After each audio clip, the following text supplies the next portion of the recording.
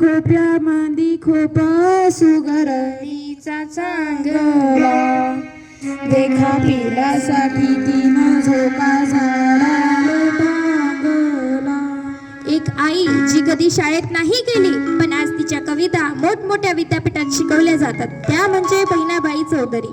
स्वतः निरक्षर असून अहिराणी भाषेतून जीवनाचे तत्वज्ञान मांडणाऱ्या थोर कवयित्री बहिणाबाई चौधरी यांची आज जयंती. मी मान्यवरांना विनंती करते की ते व्यासपीठावर येऊन बहिणाबाई चौधरी यांच्या प्रतिमेस पुष्पहार.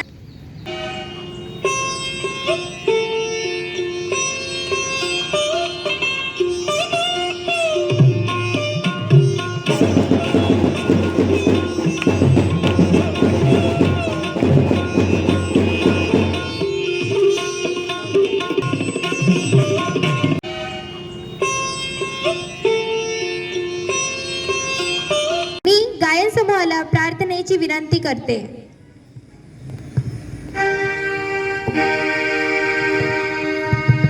Join your hands, close your eyes, start the prayer.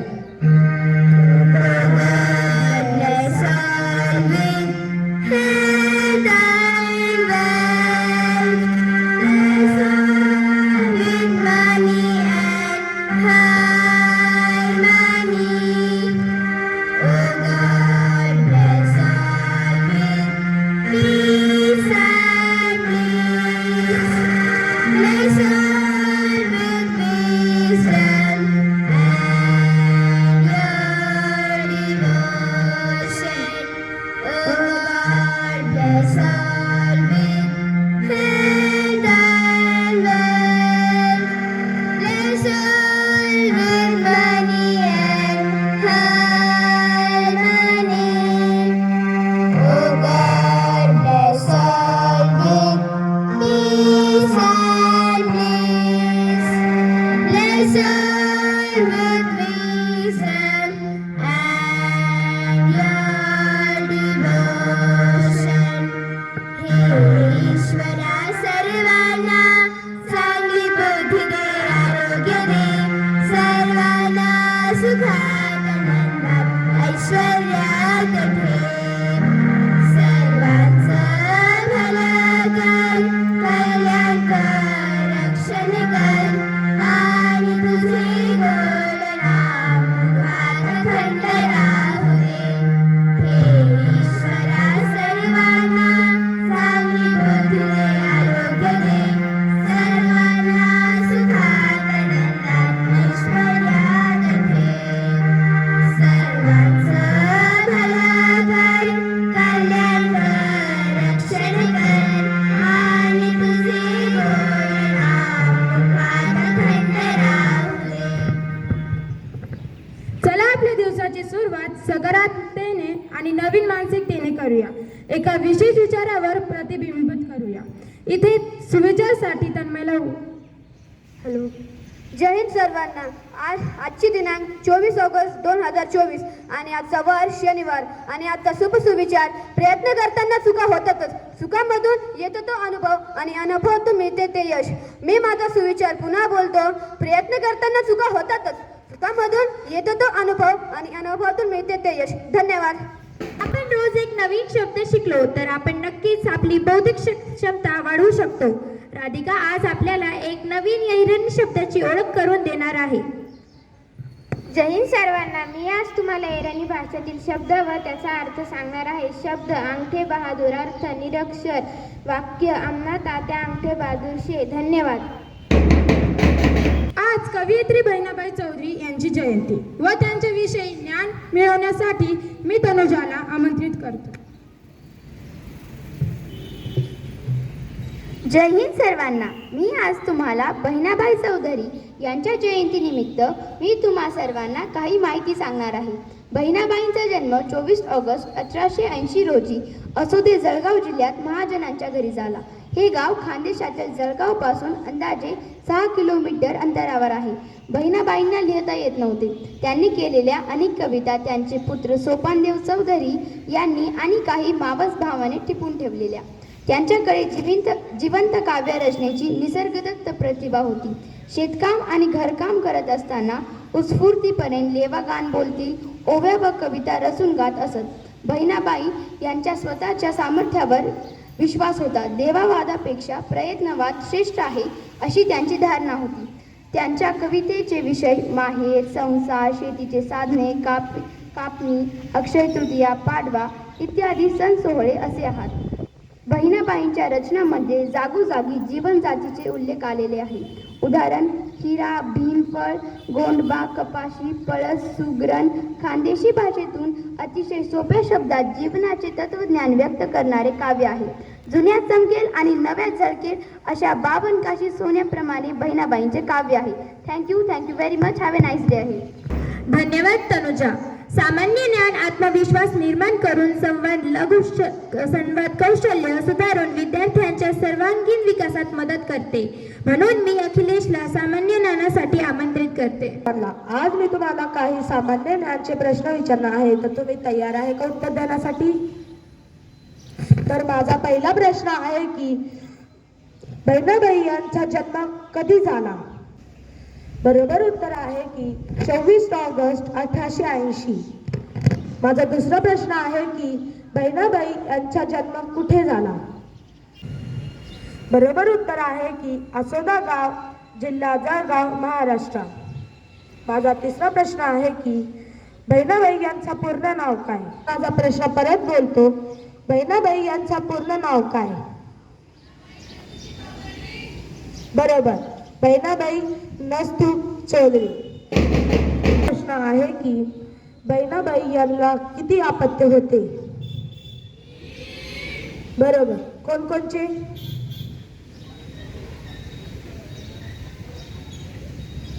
तीन अपत्य होते, ओंकार, सोपान, काशी. माझा पाचवा प्रश्न आहे की बहिणाबाई यांची कोणती कविता सुग्रम पक्षी या संबंधित आहे? मी माझा प्रश्न परत एकदा बोलतो, बहिणाबाई यांची कोणती कविता सुग्रम पक्षी संबंधित आहे?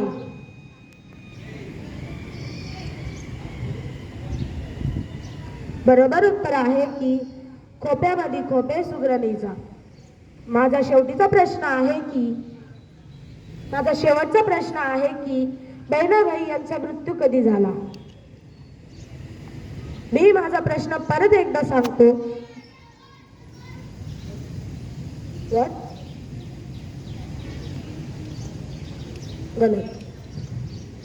बहिणाबाई यांचा मृत्यू 3 डिसेंबर 1951 मध्ये झाला. धन्यवाद. थँक्यू अखिलेश. आपल्या समोर बहिणाबाईंची ओवी आरोही, काव्य व ध्रुवी सादर करणार आहे.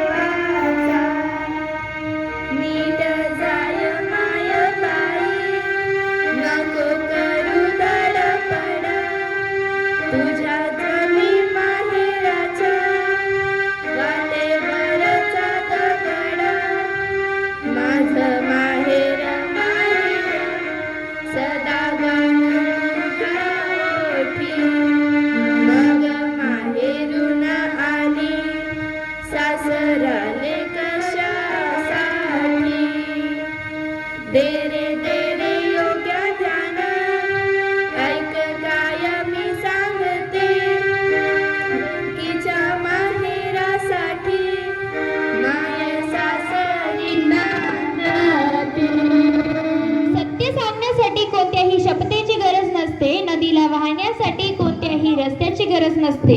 जे आपल्या हिमतीच्या जोरावर जीवन जगतात त्यांना ध्येयाकडे पोहोचण्याची कुठल्याही रथाची गरज नसते. शाळा हे एक व्यासपीठ आहे जिथे प्रत्येक विद्यार्थ्यांना त्यांची प्रतिभा दाखवण्याची संधी मिळते. म्हणून मी शौर्याला भाषणासाठी आमंत्रित करू इच्छिते. सर्वांना अरे खोप्या मंदी खोपा सुगरणीचा चांगला देखा पिलासाठी 3 झोका झाडाले टांगला. बहिणाबाई चौधरी या खानदेशी महाराष्ट्रातील एक निरक्षर पण प्रतिभावान कवयित्री होत्या. त्यांचा जन्म 24 ऑगस्ट 1880 रोजी जळगाव या जिल्ह्यातील आसोदे या गावी झाला. वयाच्या 13व्या वर्षी त्यांचा विवाह नथुजी खंडेराव चौधरी यांच्या बरोबर झालं. बहिणाबाईंना ओंकार, सोपान आणि काशी अशी 3 अपत्य झाली. शेतात काम करताना, चूल फुकताना, जात्यावर दळण दळताना त्यांच्या तोंडातून आपोआप ओव्या व कविता बाहेर पडत. ओव्या हे मराठी काव्यातील एक छंद आहे किंवा अक्षरवृत्त आहे. त्यांचे पुत्र सुप्रसिद्ध कवी सोपानदेव यांनी बहिणाबाईंच्या अनेक कविता लिहून ठेवल्या आहेत. जसं की माणूस, संसार, मोठा हक्क तो एक, कापणी, पेड तेव्हा अशा अनेक कविता बहिणाबाईंनी गायल्या आहेत. आचार्य अत्रे यांनी बहिणाबाईंच्या अनेक कविता प्रसिद्ध केल्या आणि प्रकाश झोतात आणल्या. बहिणाबाईंचा निसर्गकन्या म्हणून त्यांचा गौरव केला जातो. त्यांच्या कविता जगभरात प्रसिद्ध आहेत. मना पाखरू पाखरू त्याची काय सांगू मात, आता भक्त भुईवर गेलं आभाळात. धन्यवाद. शौर्य आपल्याला आयुष्यात यशस्वी होण्यासाठी चांगल्या प्रेरणेची आवश्यकता असते. आयुष्य हे एक मोठं शिक्षक आहे. ते आपल्याला यश आणि अपयश दोन्हीही सामना कसा करावा हे शिकवते. असेच मूल्य व बहिणाबाईंच्या बद्दल गोष्ट सांगण्यासाठी मी पिहूला आमंत्रित करतो. मी आज तुम्हाला बहिणाबाई चौधरी यांच्या सांगणार आहे. बहिणाबाई चौधरी यांच्या पतीच्या मृत्यूनंतर विधवापणामुळे व आर्थिक सामाजिक परिस्थितीमुळे कठीण जीवन जगल्या. पूर्ण घराची जबाबदारी त्यांच्या खांद्यावर आली होती. शेतात काम करत असताना जी झाडे त्यांना आवडायची त्या झाडांना ते नावे देत असत. त्यांच्या शेताच्या बांधावरती फुलाचे एक झाड होते. त्या झाडाला त्यांनी फुलाजी महाराज असे नाव दिले होते. त्या झाडाची सावली त्यांच्या पुतण्याच्या शेतात पडायची म्हणून त्यांच्या पुतण्याने एकदा ते झाड कापायचाही प्रयत्न केला. तर बहिणाबाई त्यांना बोलल्या की आपल्या विहिरी मागच्या आंब्याच्या झाडाची सावली आमच्या शेतात पडली, मग काय तू ते पण झाड कापणार आहेस का रे बाळा. यावरून त्यांच्या पुतण्याला काहीच बोलायचे सुचले नाही. काही वर्षांनंतर त्या झाडावरती वीज पडून ते झाड जळून गेले. त्या रात्री बहिणाबाई चौधरी रात्रभर शोक मनवत बसल्या होत्या. यावरून आपल्याला कळतं की बहिणाबाईंच्या निसर्गावरती किती प्रेम होता. धन्यवाद. थँक्यू पिहू. आपल्या विद्यार्थ्यांमध्ये अविश्वसनीय गुण आणि प्रतिभा आहे.